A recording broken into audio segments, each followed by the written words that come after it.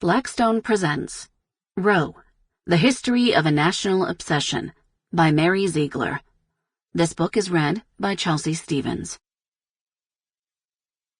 To Dan, Forever. Preface. In the fall of 2021, when the Supreme Court heard a case that might eliminate abortion rights in the United States, Roe v. Wade again led the news cycle. The case before the justices, Dobbs v. Jackson Women's Health Organization, involved a Mississippi ban on abortion at 15 weeks, well before Roe's cutoff at viability, the point at which survival is possible outside the womb. Reporters across the world questioned why the United States was rolling back protection for abortion just as nations from Argentina and Mexico to Kenya and South Korea were liberalizing their rules. At oral argument that December, the court's conservative majority seemed poised not only to uphold Mississippi's law, but also to repudiate the idea of a right to choose. Dobbs was big news, but Roe is never out of the headlines for long. The decision overshadows Supreme Court nominations, inspires acts of political violence, and helps to decide presidential elections. But anyone reading about U.S. constitutional law and politics is left with a nagging question. Why Roe?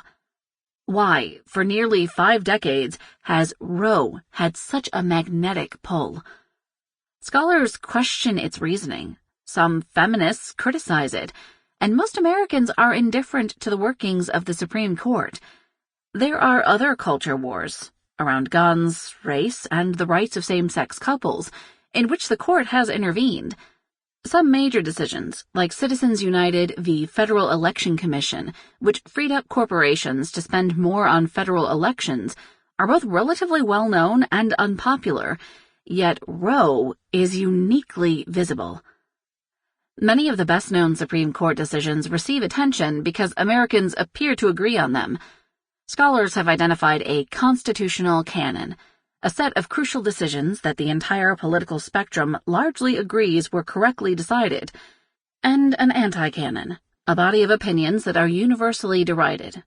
For example, Americans from left to right agreed that the Dred Scott v. Sanford, which held that people of African descent could never be citizens, was terrible. Everyone says that Brown v. Board of Education, a decision invalidating the racial segregation of schools, should not be overruled. Canonical and anti-canonical cases are important because they offer shared reference points for disagreement. Sample complete. Ready to continue?